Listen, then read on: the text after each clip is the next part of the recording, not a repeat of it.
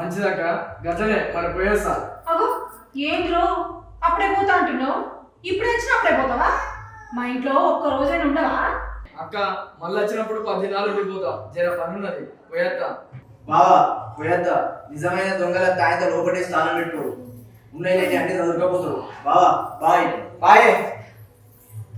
ఎంత పని చేసిరండి, వాళ్ళని దొంగలు అనుకొని రూమ్ లో పెట్టిండు. మా తమ్ముడు ఎంత ఫీల్ అయిందో ఏమో, కనీసం మీరు సారీ కూడా చెప్పలేదు వానికి. ఎందుకోనే వాని మీద నాకు ఇంకా అనుమానంగానే ఉంది.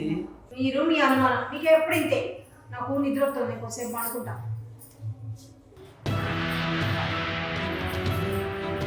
ఏమండి?